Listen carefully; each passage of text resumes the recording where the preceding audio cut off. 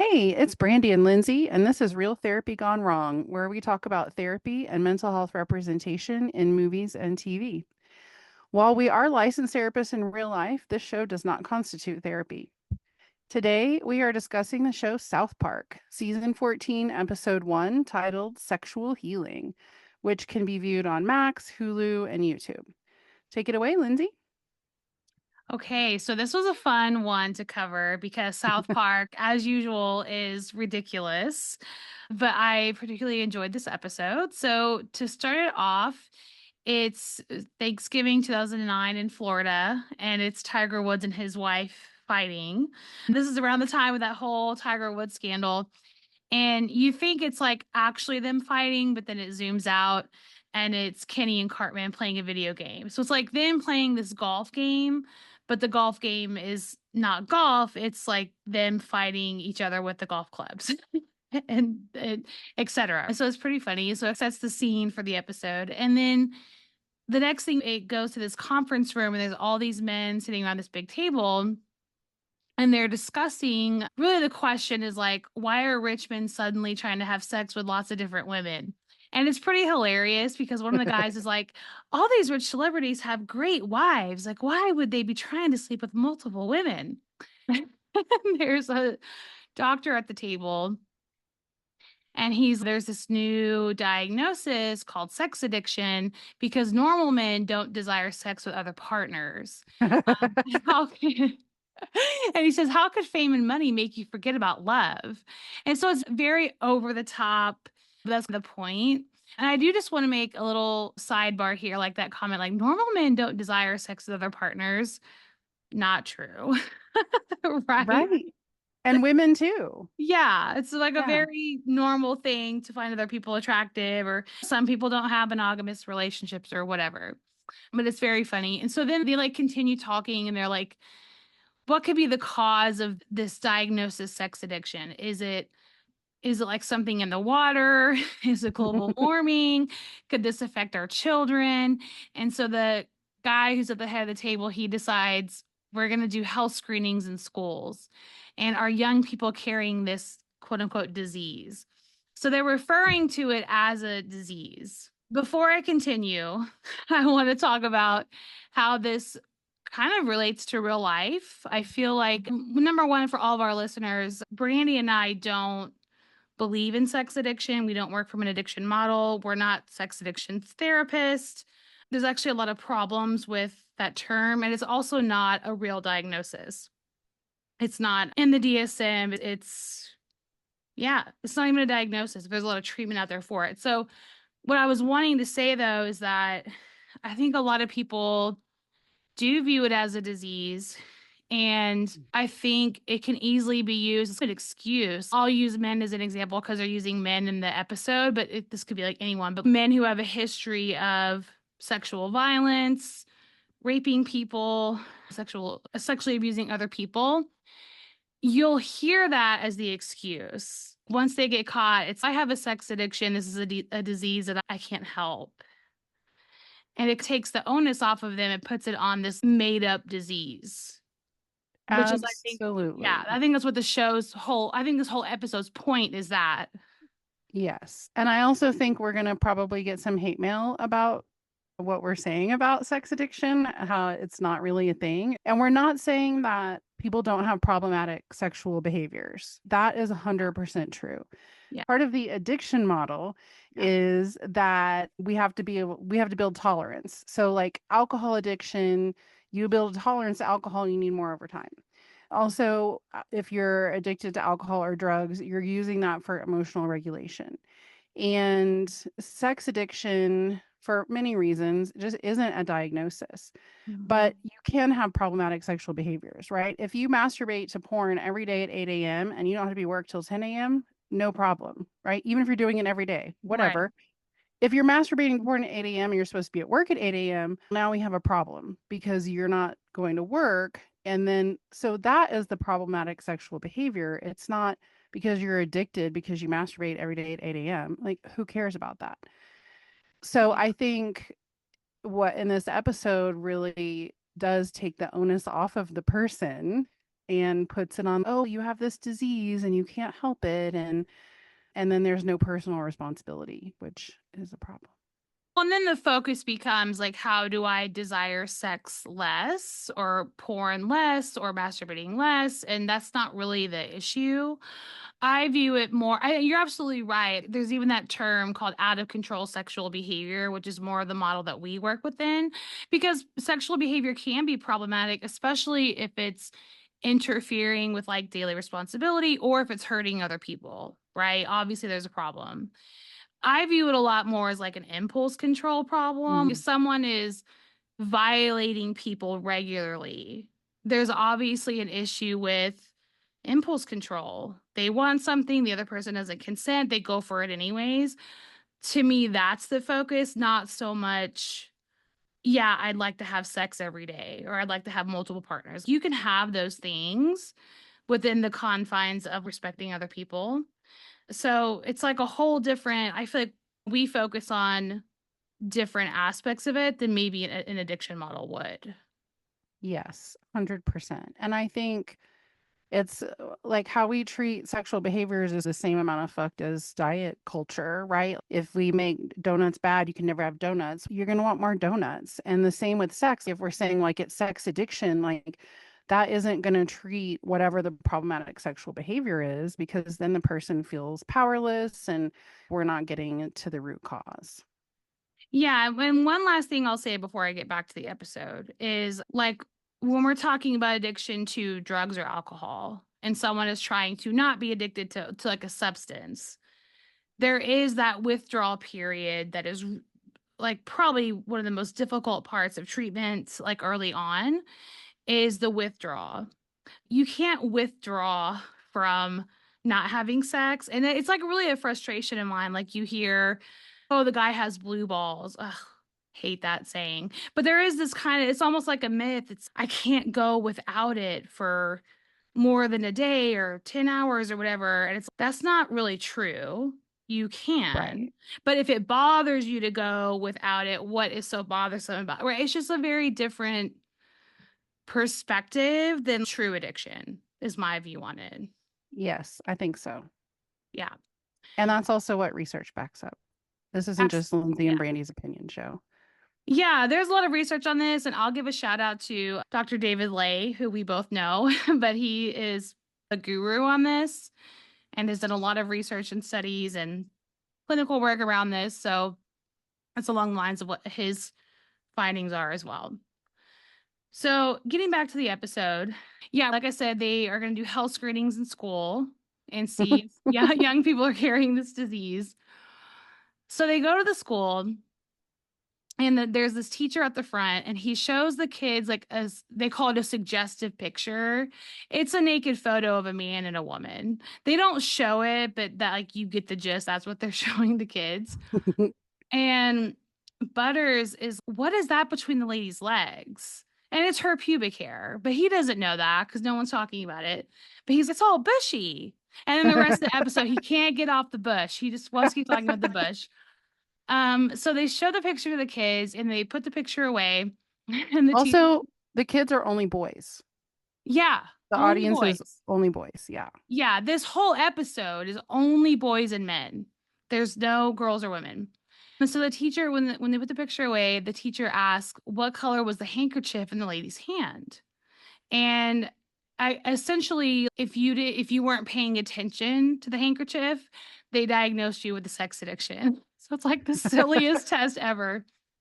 And Kenny, Kyle, and Butters, he's got to come to my office. We're diagnosing you with sex addiction. You're gonna have to go home. And they essentially, the kids are like, what does that mean, sex addiction? And the answer they get is it's a life of anguish. And then he says, the teacher or principal, whoever says, it's a life of anguish, it's horrible. You're gonna be obsessed with autoerotic asphyxiation. Basically, we're gonna find you like strangling yourself in a Batman costume, and then you'll orgasm. Your orgasm will be super awesome. And that's how they like explain sex addiction in the episode. Mhm. And then they like continue, they show this chart of the prediction of what percentage of students will have it. And by the time they get to high school, his 80% of high school boys will have a sex addiction, which is just hilarious. And then they find Kenny with a belt around his neck in a Batman costume in his room. Kenny always dies like every episode. So he like dies, they have a funeral for him. And Butters sees a bush at the funeral and he just can't. That's what it looked like in the picture. It's like that. And then they go, it flashes forward to this class that a bunch of celebrities are in. And it's like Bill Clinton, Charlie Sheen, Ben Roethlisberger is there. It's like a bunch of people that you would know. And they're making a list of what are the signs that you're addicted to sex. And it's a list like visiting sex shops, which wouldn't be a sign of an addiction to me. But visiting sex shops, sex with hookers. I'm using the word hookers because that's what they use in the episode, but like we would refer to them as sex workers. But that's what's on the list. Excessive porn use. They have this whole list going, and then Kyle and Butters join the class from there. And then it shows them running a test on chimpanzees because the whole theory of the episode is when you give someone a lot of money, they suddenly become obsessed with sex. So there's like this random chimpanzee, they give him a lot of money, and then he just magically starts humping all the other chimps that are in the room. And they're like, see, this is proof that if you get a lot of money, you'll become obsessed with sex. And then it shows the chimpanzee, the one that has all the money. He's like in front of it, almost looks like he's at like a conference. Like he's like behind this table, there's a microphone. And they're like, what is he doing? And they're like, oh, he's giving his public apology. He's giving his public apology in a talk show, which is so funny because you do always hear like Tiger Woods has had his public apology, Charlie Sheen has as well. It's like a similar theme to what we see in real life. They get back to the class that everyone's in, and the teacher's, what is the main thing that you've all learned to avoid? And the answer is avoid getting caught. And they're all like, yeah, if you don't get caught, there's really nothing to apologize for. And then Kyle says, maybe we just need to take responsibility for our actions, which is so funny coming from Kyle because he's a kid and has really done nothing at this point. He's, yeah, maybe this isn't even really a disease. Maybe we just need to take responsibility for our actions. And the teacher calls someone and he says, we've got a turd in the punch bowl. Like basically, we got a buzzkill in here, like killing the vibe. Next, it goes to President Obama. And so they're in the Oval Office with him. And their theory at this point is that people will work to become rich so they can feed their addiction. Like people know if you have more money, you can feed your addiction. So that's going to be their motivator to work hard. This part, so silly, so funny. It made me laugh so hard. They pull up this image of the $100 bill and they're like, look at this $100 bill. If you look on the back of it, it has Independence Hall. And they start talking about aliens from Roswell, New Mexico. And that like the aliens from 1947 carried a virus with them. And then President Obama starts going, Independence Hall. He's Independence Day. Aliens. Like, there's only one explanation that makes sense. There's an alien in Independence Hall that is infecting all the men and making them have a sex addiction. I love how they wrote this because it's so ridiculous, but isn't that kind of what we do in real life? It's let's find anything to blame Yes. that isn't us, and then it has to be that, right? Has to So, be. yeah. So they're in a plane and they're on their way to Independence Hall. And they're waiting to see this alien, and then there's like a theory of the alien is this like wizard, maybe he has like an invisibility cloak, and they're just it's really such a stretch, and they end up finding this alien in Independence Hall. Kyle and Butters shoot, the alien dies, and then in hilarious fashion, all the like older men, like Bill Clinton, all of them were in front of Independence Hall, like shaking away. They're like, the sex addiction is finally leaving my body. And they're all like dancing the addiction away. And there's like this whole press conference. See, guys, like we solved the problem. Like we solved the problem. And I forgot what they said. It basically was like, if someone else has a problem, then it must be something else because we've solved the alien problem. So that's really like how the episode ends. It goes back to Cartman and Stan playing the video game, and now it's back to a regular golf game. Tiger Woods and And his it's wife are. boring. Yeah, it's boring. It's like, too boring. We're not going to play it anymore. So there's no more drama around the golf game. And that's the episode. Very silly. Bonkers. I love it's such a great commentary on sex addiction and celebrities getting busted, having affairs and misbehaving. And it is very male centric. And in that way, I feel bad about it because there are a lot Mhm. of women who also use this excuse, or also even women fall prey to the same thing that men do, and that we might villainize women's sexual behaviors even more so than men, because everybody knows women are slutty if they experience pleasure. But also, I wanted to say one more thing, and we can put a link to this in the show notes, but there is some research. Joshua Grubbs is the person who did the research about it, that looked at porn use, and that actually people who report problems with porn use are really, the problem is Christianity and morality. Like it's incongruent for them. And because like gay men, for example, are don't often report problems with porn use, even though they may use a ton of porn, Yeah. but they don't have any like moral issues with it. And so I think that's one thing the episode didn't really address, maybe, was the morality part of why we might villainize some of these sexual behaviors. So I wanted to be sure to point that out, that they didn't really cover that in the episode. Yeah, because that's a good question. Like how, like someone having a quote unquote porn issue, how would you even define that? You can't put a number on it. Oh, if you watch it more than 5 times in a week, you have a problem. There's just no way to quantify it. It is more about your internal conflict with it. If you have an internal conflict with it, I've heard people say, oh, if someone says, I have a porn issue, and I ask, like, how often are you watching? The answer might be once a week. And to me, like me as a person, I'm like, oh, that's not that much at all. That's a very low amount.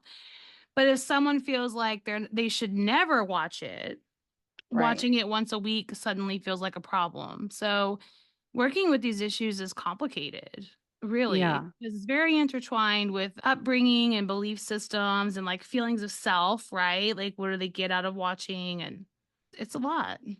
And also partners who, I feel like this happens more often with women getting upset if they have a male partner and they find out the male partner is using porn. Mhm. So then there can be a difference in opinions and beliefs about that between the couple, and that can cause problems. That's my train of thought. I was going somewhere with that. Yeah, I know for me, I don't have any issue with porn, watching it, my partner watching it. So whenever we meet with clients where one or either partner does have an issue with it, I try to be really careful not to put my beliefs on them. Like internally, I think like, does it have to be a big deal? But it is a big deal to them. So I try to just figure Yeah. out what is it about that's so bothersome? Do they feel like it takes away from their relationship? Because sometimes it can take away from their relationship. Sure. We've definitely seen, hey, my partner never wants to have sex with me, never touches me, but they watch porn 3 times a day. I could see that being bothersome. For Yeah, sure. because you would Yeah. think, do you even want to be with me? And so partners have those questions. And that's not addiction. That's a No, relationship issue. So if we say that's addiction, then we have to go into that whole like, how do we treat addiction model? And that is not going to solve the problem between these two people that they're having. absolutely. Because it could be like an anxiety problem. It could be like coupled sex is really anxiety inducing for them because I think you can have porn use and good coupled sex all at the same time. And Or so I never really focus on watch less porn because it's not really going to solve the issue between the couple. You know what I mean? right. Yeah. Yeah. Also, And I'm aware this episode is coming out in No Nut November. So mm, I would just like to say that masturbation is very healthy and really good stress relief. It's good for your body, and that there is no reason not to masturbate in the month of November. Dudes listening to this, don't do No Nut November. yeah, I agree. I hate it. I hate it. I hate it so I much. don't get it. The last thing I'll say is we like wrap up this episode. Speaking of this being like a very boy, like adult male centric episode, women can have issues with out of control sexual behavior as well. And we've seen cases like that of a female teacher having sex with a male student. And I feel like Mhm. that seems to be taken less seriously. Historically, I think as time goes on, we do take it very seriously. But that always seems to be like some cool thing for a boy to get involved with. Oh, you got the hot teacher. But Yeah. it's not cool. It does a lot of damage. And the issue isn't so much women can want to have sex, but if you're having it with a minor, there's a lot of interpersonal issues with someone who would want to do that. So I'm just And pointing it's that not out. addiction. No, it's not Right. addiction. It's the issue of abuse. It's sexual abuse, right? That's the out of control part is like you're taking advantage of a minor. And that's really the focus. So, anyways, I just want to throw that out there that women can have those issues too. Yeah, for sure. All right. Anything else for Awesome. this episode? I don't think so. That's all I've got. Okay. If you enjoyed this episode of Real Therapy Gone Wrong, please review, subscribe, and follow us wherever you listen to your podcasts. For our next episode, we will be covering the Menendez brothers case through two different shows, one being the Menendez brothers and the other one called Monsters, both of which you can view on Netflix. In discussing this case, we will talk about confidentiality within the counseling field, as well as the possible impacts of child sexual abuse. If you'd like Real Therapy Gone, we are two licensed therapists. Contact us if you'd like to learn more about our work or would want to hire us. You can find me, Lindsay, at relationshipmatterstx.com or Brandy at sellerscounseling.com. If you're making a movie or TV show and do not want to find us discussing your show on our podcast, we are available to consult on your projects. Get in touch.